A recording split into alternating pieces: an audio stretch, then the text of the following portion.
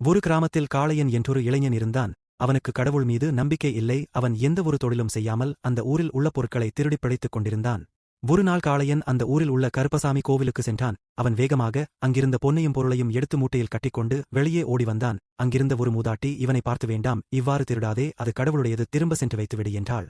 காளையன் சிரித்துக்கொண்டே, கிழவி, சாமினு ஒன்னு இல்லவே இல்லை, நீங்க எல்லாரும் ஏமாந்துட்டு இருக்கீங்க, என்னையும் ஏமாற சொல்லாதீங்க என்று கூறி அங்கிருந்து ஓடினான். அன்றிரவு அவன் தூங்கிக் கொண்டிருக்கும் போது கனவில் ஒரு பெரிய காட்சியை கண்டான். கருப்பசாமி அவன் கனவில் தோன்றி, நீ என்னை நம்பவில்லை என்றாலும் பரவாயில்லை, ஆனால் நீ திருடியது என் உடை அல்ல, என் பக்தர்களின் நம்பிக்கை, அதற்கு நான் ஒருபோதும் அனுமதிக்க மாட்டேன். நீ திருடிய பொருட்களை அங்கேயே சென்று வைத்துவிடு, இல்லை என்றால் அதற்கான தண்டனை உனக்கு கிடைக்கும் என்றார். காளையன் பயந்து எழுந்தான். ஆனால் அவன் அதை பெரிதாக கண்டு கொள்ளவில்லை. மறுநாள் அந்த ஆபரணங்களையும் பொருட்களையும் கடையில் சென்று விற்றான். அடுத்த 3 நாட்களில் காளையனுக்கு மிக பெரிய துயரங்கள் நிகழ்ந்தது. காளையன் வீடு திடீரென்று தீப்பற்றி எரிந்தது.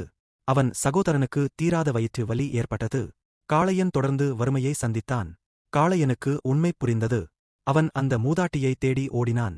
அவளிடம், அம்மா, நான் செய்தது தவறு, அதை வெறும் கல் என்று நினைத்தேன், என்னை மன்னித்து விடுங்கள், நான் என்ன செய்தால் அவர் என் தவறை மன்னித்து என்னை ஏற்றுக்கொள்வார் அம்மா என்றெழுந்தான். அந்த மூதாட்டி அவனை கோவிலுக்கு அழைத்துச் சென்றாள். அவன் கண்களில் நீர் வடிய, ஐயா, நான் செய்தது தவறு, என்னை மன்னித்து விடுங்கள், எனக்கு மன்னிப்பு வேண்டும் என்று அழுது கெஞ்சினான். அந்நேரத்தில் கருப்பசாமி சிலையில் இருந்து ஒரு கண்ணீர் துளி கீழே விழுந்தது போல் தெரிந்தது. அதை பார்த்த மூதாட்டி, கருப்பசாமி கருணையுள்ளவர், அவர் உன்னை மன்னித்து விட்டார் என்றாள். அந்த நாளில் இருந்து காளையன் திருடும் பழக்கத்தை விட்டு விட்டான். கோவிலுக்கான வேலையை பார்த்தான். தூய மனதுடன் வாழத் தொடங்கினான். அவன் தம்பியும் குணமடைந்தான். பின்பு காளையன் அந்த ஊர் மக்களிடம், கருப்பசாமி என் வாழ்க்கையை காப்பாற்றினார் என்று மகிழ்ச்சியுடன் கூறிக்கொண்டிருந்தான்.